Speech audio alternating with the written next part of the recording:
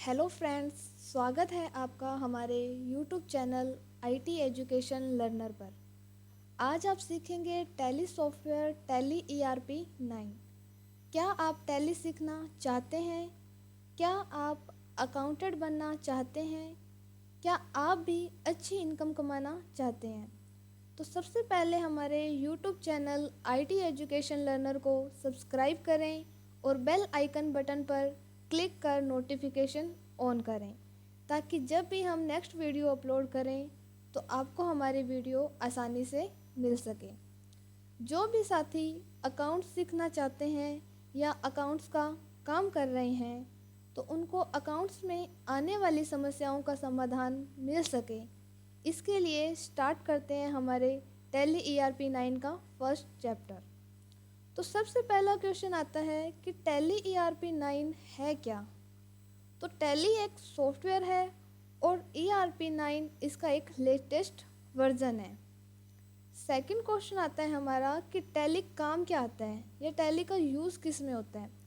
तो टैली का यूज़ अपने कोई भी शॉप, कंपनी या फर्म का पूरा रिकॉर्ड, यानी कि सेल्स, उसकी परचेज, इनकम, उसमें प्रॉफिट कितना हुआ है, लॉस कितना हुआ है, क्रेडिटर, डेबिटर, यानी कि इन सभी की रिपोर्ट्स है जो वो हमें गवर्नमेंट को देनी होती है।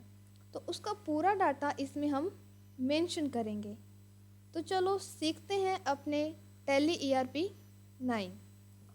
तो सबसे पहले हम टैली ईआरपी 9 स्टार्ट करने के लिए तो अब सबसे पहले हमारे पास ऑप्शन आता है स्टार्टअप का। स्टार्टअप में भी देखो हमारे पास काफ़ी सारे ऑप्शन है, जैसे कि एक्टिवेट लाइसेंस, रीएक्टिवेट लाइसेंस। तो हमने अभी इन पर वर्क नहीं करना है, क्योंकि सबसे पहले हमने बेसिक से स्टार्ट किया है, कंपनी क्रिएट करनी है। तो उसके लिए हमें जाना होगा वर्क इन एजुकेशनल मोड पर। तो उसके लिए आप क्या करोगे कि अपने जो कीबोर्ड पर एरो के बटन है उसका यूज़ करते हुए अपने वर्क इन एजुकेशनल मोड पर जाएंगे और एंटर बटन यूज़ करेंगे। तो जैसे ही आपने वर्क इन एजुकेशनल मोड पर जाकर एंटर बटन क्लिक किया, आपके सामने अब भी दो ऑप्शन आ जाते हैं। एक है सिल्वर एडिटेशन मोड और दूसरा है गोल्ड एडिटेशन मोड। जो सिल्वर एडिटेशन मोड है वो है सिंगल यूज़र के लिए, यानी कि अगर इसको यूज़ करने वाला सिंगल पर्सन है, सिंगल यूज़र है, तो वो सिल्वर एडिटेशन मोड का यूज़ करेगा। और अगर अनलिमिटेड मल्टी यूज़र है, यानी कि इसको यूज़ करने वाले अनलिमिटेड है, काफ़ी सारे पर्सन हैं, तो अपने यूज़ करेंगे गोल्ड एडिटेशन मोड का। तो अभी हम करते हैं सिल्वर एडिटेशन मोड, यानी कि सिंगल यूज़र का। तो एरो के बटन से आप सिल्वर एडिटेशन मोड पर जाएंगे और एंटर बटन क्लिक करेंगे। तो अब आपके सामने आ जाता है कंपनी इन्फॉर्मेशन। कंपनी इन्फॉर्मेशन में भी आपके पास काफ़ी सारे ऑप्शन आते हैं, जैसे कि select company, login as remote user, create company. तो अभी देखो हम सिलेक्ट कंपनी नहीं करेंगे। क्यों नहीं करेंगे? क्योंकि अभी हमने कंपनी को क्रिएट नहीं किया है। सिलेक्ट करने के लिए सबसे पहले हमें कंपनी को क्रिएट करना पड़ेगा, कंपनी को बनाना पड़ेगा। तो कि अपना सिलेक्ट अभी हो नहीं सकता है, तो इसके लिए हमें कंपनी क्रिएट करनी पड़ेगी। तो चलो अपने करते हैं अभी कंपनी क्रिएट। उसके लिए आप अपने एरो बटन से क्रिएट कंपनी पर जाएंगे और एंटर बटन यूज़ करेंगे। अब आपके पास आ जाती है कंपनी क्रिएशन। इसमें देखो सबसे पहला ऑप्शन आता है अपना डायरेक्टरी का। डायरेक्टरी में देखो क्या है, C users public Tally ERP 9 data. तो देखो क्या है कि डायरेक्टरी होता क्या है। डायरेक्टरी का मतलब है कि जो आपकी कंपनी है, कंपनी का जो डाटा है वो आपका सेव किस में हो रहा है। तो आपका जो डाटा है वो सेव होगा डाटा सी के अंदर। अब आगे सेकंड ऑप्शन आता है अपना नेम। तो नेम में अपने डालेंगे कि जिस भी कंपनी का आपने नेम देना है या कंपनी को आपने क्या नेम देना है, वो आप इसके अंदर फिल कर देंगे, वो आप इसके अंदर ऐड कर देंगे। तो आप यहाँ पे अपने कंपनी का नाम टाइप करेंगे।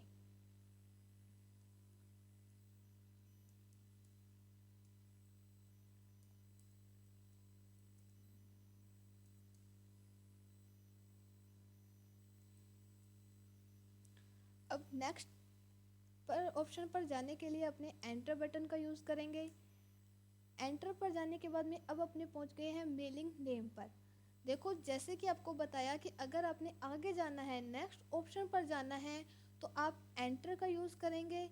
अगर आपने बैक जाना है, यानी कि जैसे अपने नेम डाला था कंपनी का सैमसंग मोबाइल डीलर, आपको लग रहा है कि ये सही नहीं है या आपने कुछ इसमें गलत टाइप कर दिया है, तो आपको उसके लिए बैक जाना पड़ेगा, यानी कि नेम ऑफ कंपनी पर वापस जाना पड़ेगा। उसके लिए आप यूज़ करेंगे अपने कीबोर्ड पर। देखो आपको एक बैक स्पेस का बटन दिखाई देगा, उस बैक स्पेस के बटन को आप दबाते हो तो आप नेम पर वापस चले जाओगे या पहुंच जाओगे। उसी तरीके से नेक्स्ट लाने के लिए आप एंटर बटन का यूज़ करेंगे। अब आता है अपना मेलिंग नेम। तो मेलिंग नेम और नेम क्या है, सेम ही रहेगा, यानी कि जैसे हमने ऊपर नेम दिया था कंपनी का सैमसंग मोबाइल डीलर, तो मेलिंग नेम भी सेम ही रहेगा, सैमसंग मोबाइल डीलर। या मेलिंग नेम में आप इसको शॉर्ट में भी लिख सकते हो, जैसे कि SMD, एस से सैमसंग, एम से मोबाइल, डी से डीलर, यानी कि आप इसको शॉर्ट में भी लिख सकते हैं। बाकी मेलिंग नेम सेम ही रहता है। उसके बाद में नेक्स्ट आता है अपना एड्रेस का। तो यहाँ पे आप एड्रेस फिल कर दोगे, यानी कि आपकी जो कंपनी है उसका एड्रेस क्या है।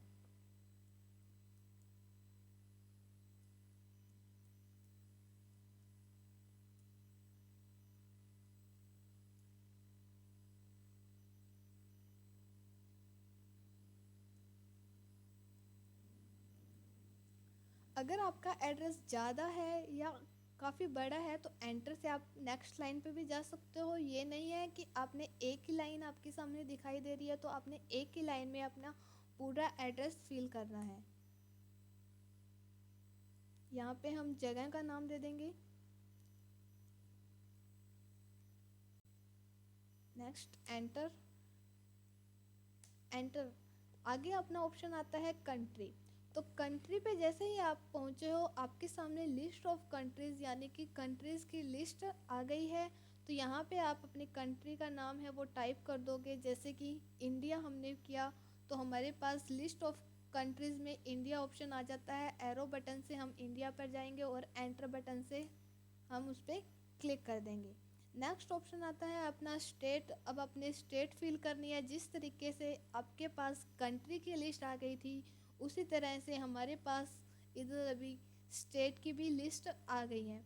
तो आपने जैसे स्टेट फिल करना है, स्टेट जैसे हम राजस्थान से तो हम राजस्थान फिल कर देते हैं। तो जैसे ही आप RAJ लिखते हो तो अपने RAJ नाम से राजस्थान है तो आपको लिस्ट में राजस्थान दिखाई दे देगा। पर अगर आप कुछ गलत टाइप करते हो, जैसे कि RA की बजाय RE लिखते हो, तो आपको साइड पे देखो एरर का ऑप्शन आ जाएगा कि स्पेलिंग एरर है, यानी कि RE नाम से हमारी कोई भी स्टेट नहीं है। अब आप एंटर कर दोगे। अब यहाँ पे आता है पिन कोड, तो यहाँ पे आप पिन कोड डाल दोगे।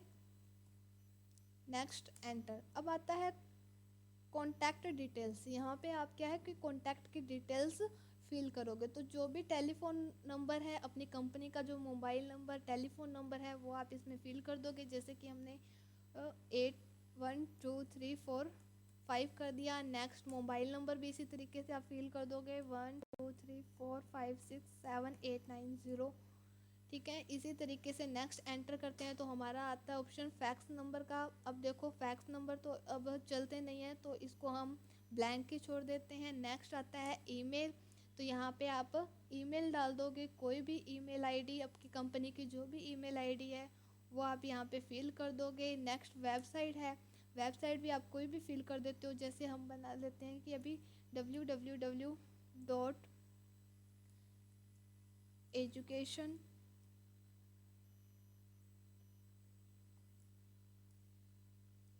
.com, enter. अब यहाँ पर आता है books and financial year details. तो यहाँ पे आ गया देखो फाइनेंशियल ईयर फ्रॉम। तो इसमें क्या आता है कि आपका जो फाइनेंशियल ईयर है वो कब से शुरू हो रहा है, हम यहाँ पे वो डेट डालेंगे।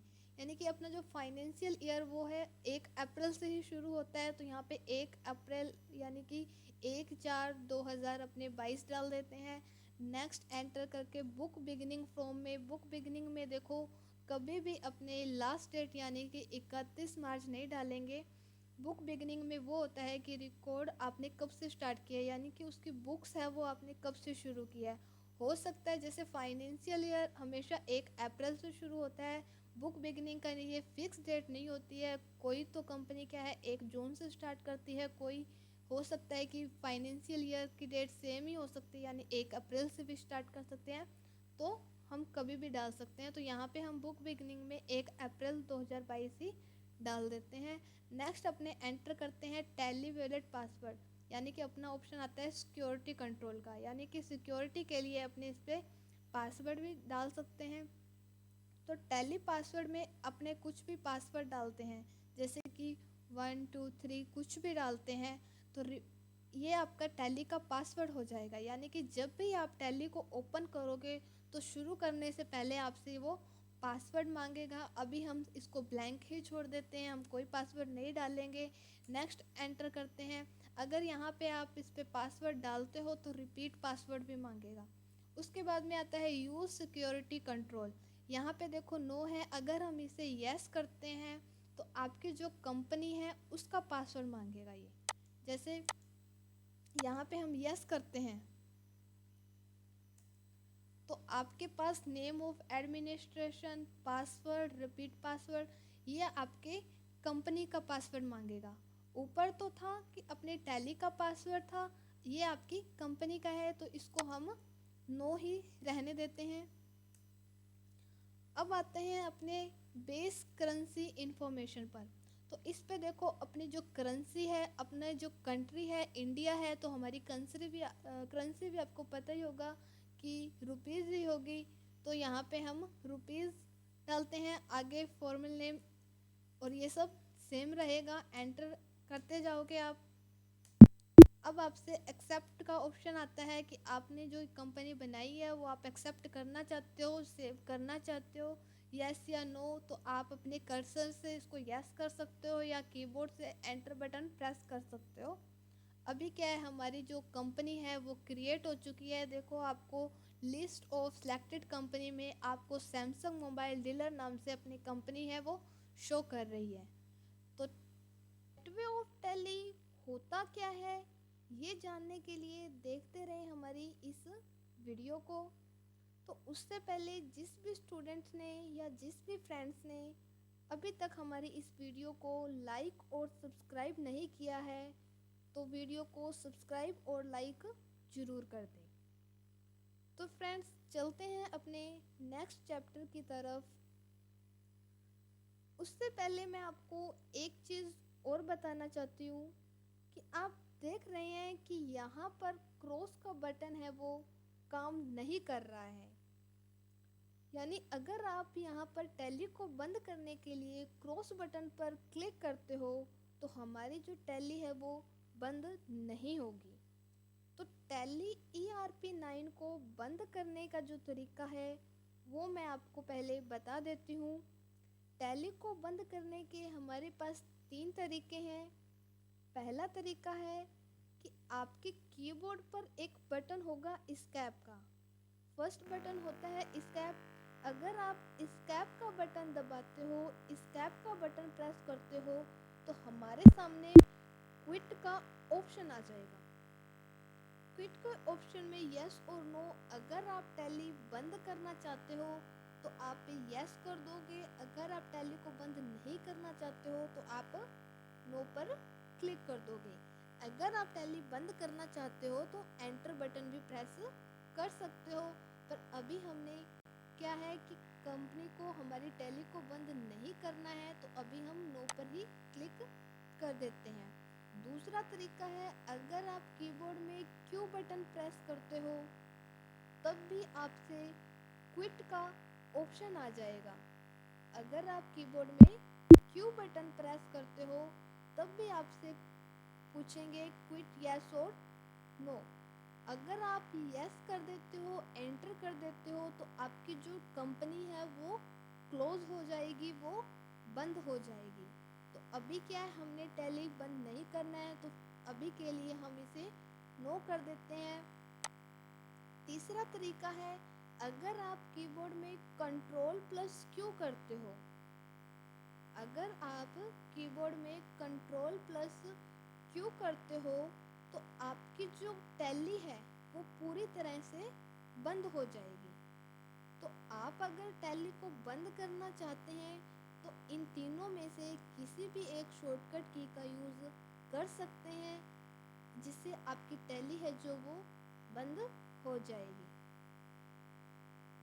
जब भी हम कोई भी कंपनी क्रिएट करते हैं या कोई नई कंपनी ओपन करते हैं तो सबसे पहले जो पेज आता है वो टैली का मेन पेज होता है। यानी कि कंपनी क्रिएट करने के बाद में जो पेज ओपन होता है वो टैली का एक मेन पेज होता है, जिसे बोलते हैं गेटवे ऑफ टैली। यानी कि देखिए, अब हमने कंपनी क्रिएट करने के बाद हमारे सामने ये पेज आ जाता है तो इसे हम बोलेंगे गेटवे ऑफ टैली। ये हमारी टैली का एक मेन पेज है। तो अब गेटवे ऑफ टैली में यहाँ पर कौन कौन से फंक्शन होते हैं उसके बारे में हम पहले बेसिक में बात करेंगे कि इन फंक्शन का काम क्या है, ये हम बाद में देखेंगे। पहले हम देखेंगे कि फंक्शन कौन से हैं और ये है कहाँ पर। तो देखिए, आप सबसे ऊपर आपको दिखाई दे रहा होगा, ये है अपनी मेन्यू बार। यानी कि जो अपने को सबसे ऊपर दिखाई दे रहा है ये हमारी मेन्यू बार है। और इसमें हमारे पास काफ़ी ऑप्शंस भी हैं, जैसे कि print, export, email, upload, show, language, keyboard, control centre, support centre और हेल्प। नेक्स्ट आता है, इधर आप देख सकते हैं, इसको बोलते हैं फंक्शन बार, जिस पर कुछ फंक्शंस दिए हुए हैं, इसे बोलेंगे हम फंक्शन बार। यहाँ पर आपको कुछ ऑप्शंस मिलेंगे, जैसे कि select company, shut company, date, period, company info, features, configuration. Function bar के बाद में यहाँ पर आपको नीचे टैली की कुछ अदर इन्फॉर्मेशन देखने को मिलेगी। ये टैली की अदर इन्फॉर्मेशंस हैं। यहाँ पर देखिए, सबसे पहले आता है प्रोडक्ट। तो प्रोडक्ट में क्या होगा, ये आपको बताएगा कि प्रोडक्ट कौन सा है। तो आपको दिखाई दे ही रहा है कि टैली है, टैली ERP9 का लोगो है, यानी कि यही इसका प्रोडक्ट है। सेकंड आता है वर्जन एंड अपडेट्स। तो ये टैली ERP9 का कौन सा वर्जन है, आपको ये सारी इन्फॉर्मेशन देगा कि आपकी जो टैली है ये ERP9 इसका कौन सा वर्जन है, इसकी कोई अपडेट्स अवेलेबल है या नहीं। यहाँ पर आपको इसकी सारी जानकारी देखने को मिलेगी। नेक्स्ट आता है लाइसेंस एंड सब्सक्रिप्शंस। तो आपको यहाँ पर एजुकेशनल बोर्ड लिखा हुआ मिलेगा। अगर किसी भी कंपनी ने टैली ली हुई है, उसका लाइसेंस लिया हुआ है, तो उस लाइसेंस की ID नंबर होंगे। अभी यहाँ पर हमें एजुकेशनल मोड दिखाई देगा। नेक्स्ट आता है कॉन्फ़िगरेशंस। इसमें टैली के गेटवे सर्वर के बारे में बताया गया है। इसका यहाँ पर कोई खास यूज़ नहीं है, तो इसे हम बाद में देखते हैं। नेक्स्ट आता है हमारा कैलकुलेटर। तो इसमें टैली के आप कैलकुलेटर का भी यूज़ कैसे करेंगे उसके बारे में आपको बताएंगे।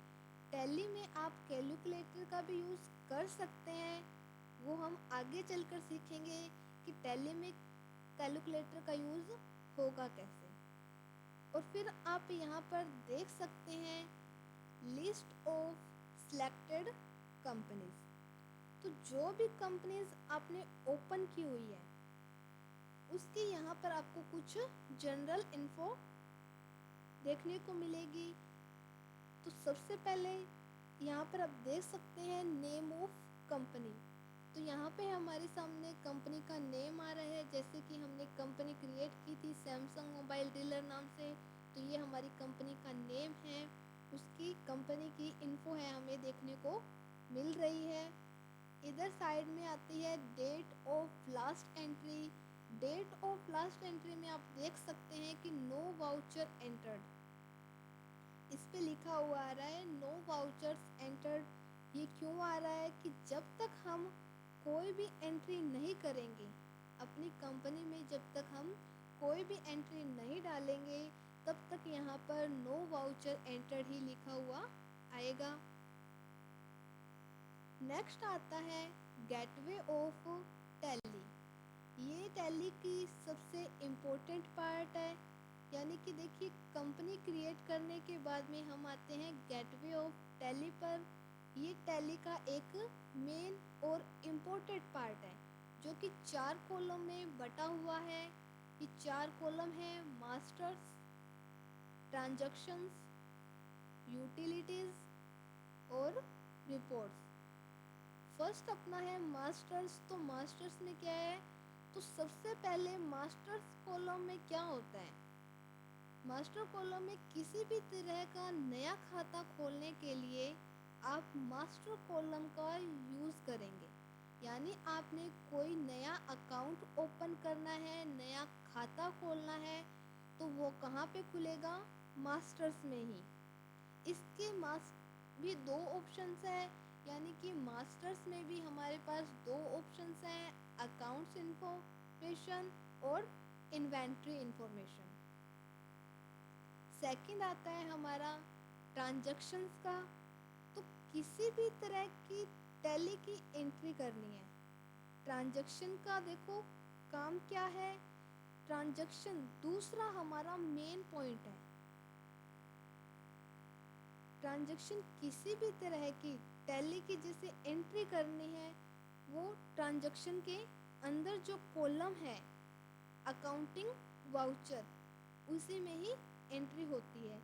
यानी कि गाइस अगर हमने टैली में कोई एंट्री करनी है तो वो एंट्री हम कहाँ करेंगे, ट्रांजैक्शन में करेंगे। और ट्रांजैक्शन में भी हम कहाँ करेंगे, अकाउंटिंग वाउचर के अंदर करेंगे। ये हमारा गेटवे ऑफ टैली का दूसरा मेन पॉइंट है। फर्स्ट मेन पॉइंट था हमारा मास्टर और सेकंड जो हमारा मेन पॉइंट है वो है ट्रांजैक्शन। थर्ड आता है यूटिलिटीज़। तीसरा हमारा पॉइंट है यूटिलिटीज़। यूटिलिटीज़ का कोई खास यूज़ नहीं है, इसलिए इसकी चर्चा हम आगे करेंगे। फोर्थ ऑप्शन आता है हमारा, फोर्थ पॉइंट आता है हमारा रिपोर्ट। रिपोर्ट हमारा चौथा पॉइंट है। तो रिपोर्ट्स में क्या होता है कि जैसे हमने कोई भी एंट्री की है उसके बैलेंस शीट चेक करनी है, यानी कि किसी भी तरह की हमें रिपोर्ट चाहिए तो वो हम रिपोर्ट्स में जाकर देख सकते हैं।